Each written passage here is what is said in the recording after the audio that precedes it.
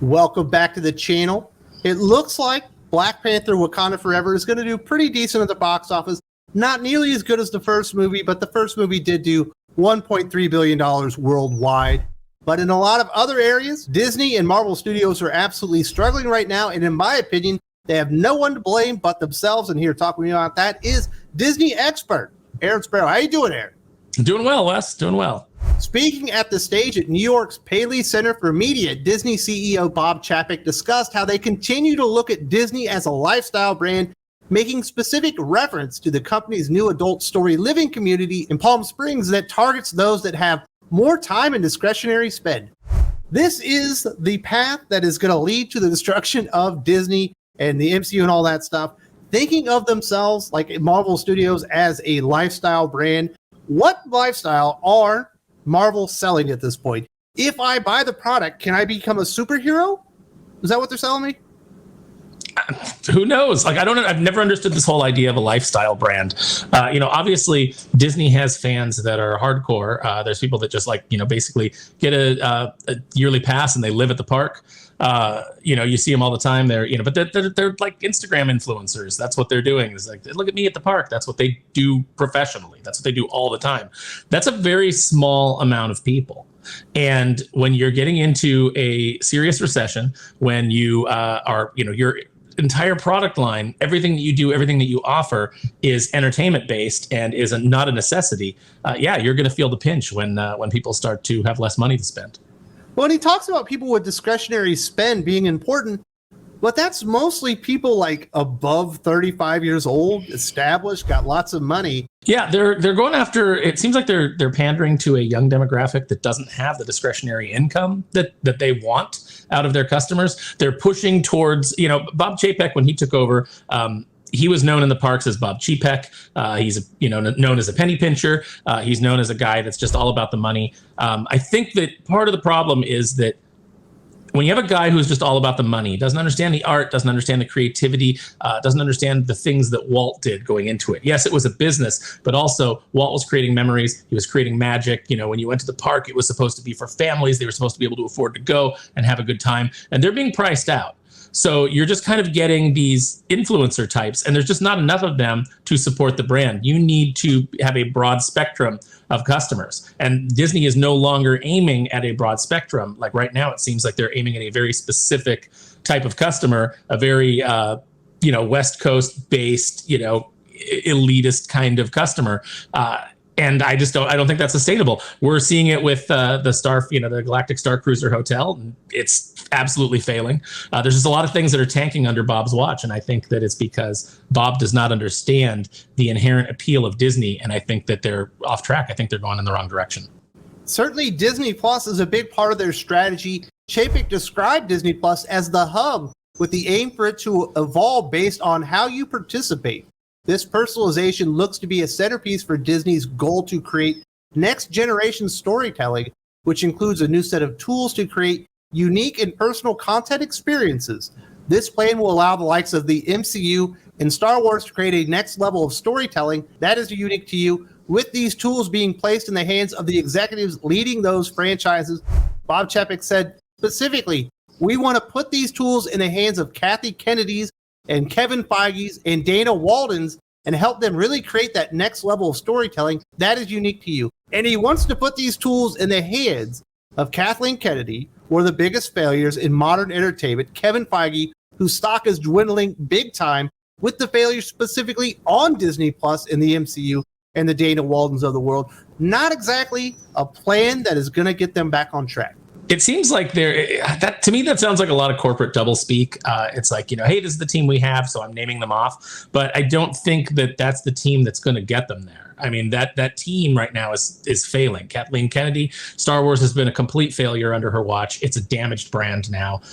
People are saying that Andor is really, really good, but nobody's watching it because everybody just feels burned and indifferent to the Star Wars brand now under Kathleen Kennedy's watch. Like you said, Kevin Feige's stock is falling, and now I don't know if that's because he's taken a step away, and Victoria Alonso is now kind of like running the ship and is running it into the iceberg. I don't know if that's the case, or if I just know that Kevin's just burnt out. He's been doing this for over 10 years. There comes a point where you just kind of run out of creative steam, and you need to get away, and you need to recharge. And I don't know that he's had the opportunity to do that. And he's also bought into a lot of the ideas that failed in the comics and are failing all across the board in entertainment, which is buying into kind of a woke agenda as far as the characters that you're pushing and the ideas that you're pushing and the messaging that you're putting into your films, as opposed to just making pure entertainment for the masses.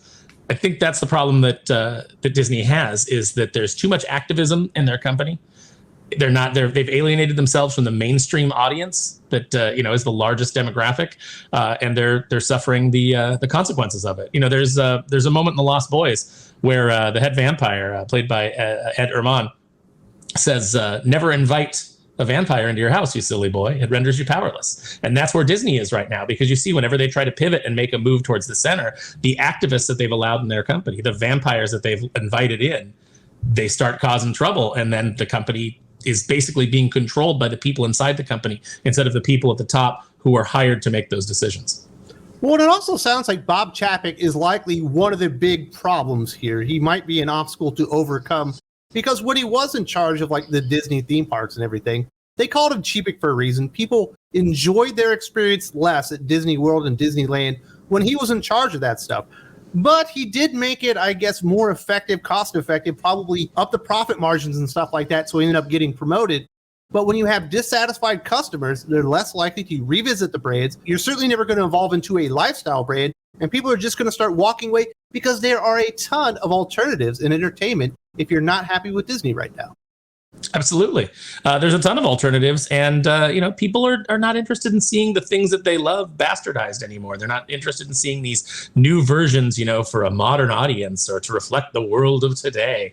Every time you hear that, like I just saw an announcement for one of the video game franchises. I think it's Fable, and it's like, the new Fable game will reflect modern sensibilities, and it was like, nobody's gonna play that. Suck. Yeah, it's gonna suck. That's what you're telling me. Blow. Yeah, anytime you do that, you've got like a sensitivity monitor on your video game. It's not going to do very well. This stuff just does not play very well with your average consumer. They're not interested in it. So, you need to get some creative people who actually are out there amongst, get them out of the bubble. Get people who are not in this like Los Angeles and New York, elite left-wing bubble. Get some other people from other walks of life who actually have friends, even if they're, they have the same sensibility. At least they have friends from other walks of life, from other careers, that they talk to, so that you have a sense of what actual people outside of your, tight little sphere, what they're interested in and what they're after. And that's one of the reasons I talk to comic book fans all the time, is because I want to know, what are you interested in? What's the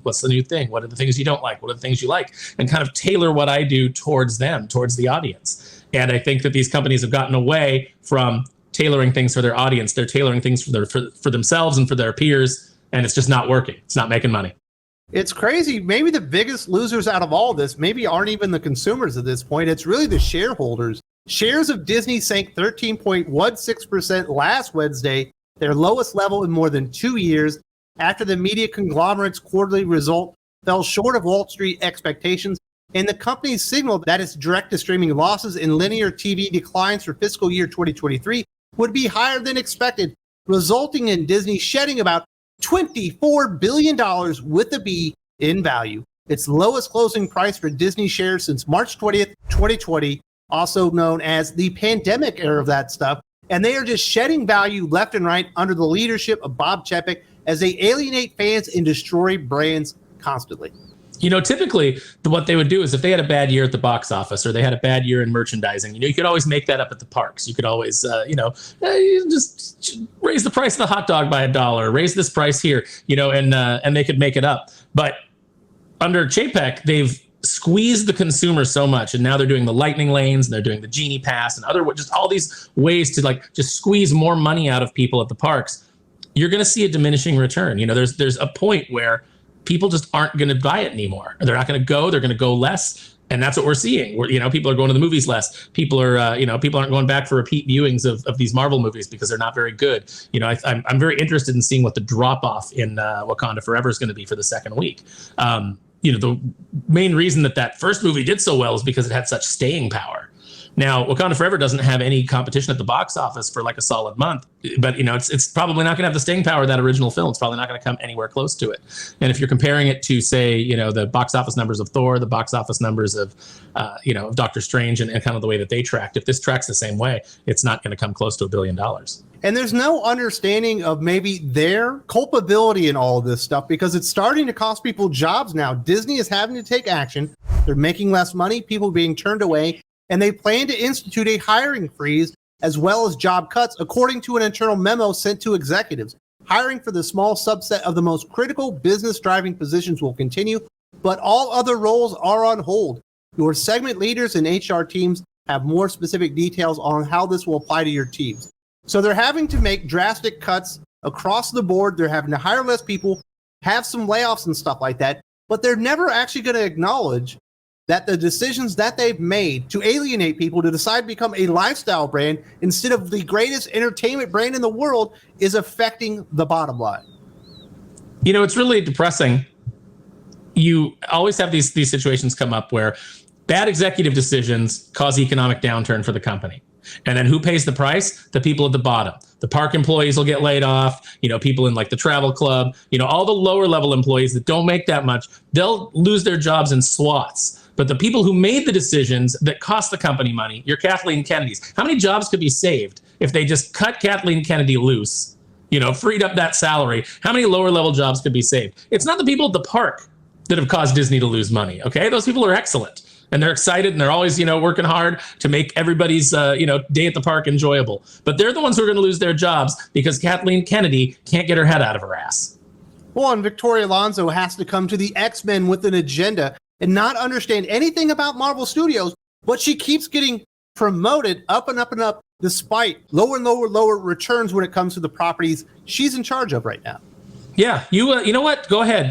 Gender and race swap the X-Men around, even though they've always been diverse. They're incredible. It's an incredibly diverse team makeup. Go ahead, change a bunch of characters, get rid of the X-Men name because you think it's sexist. Call them the mutants. Make it something completely unrecognizable or something that people are just like not interested in, and see how that works out for you.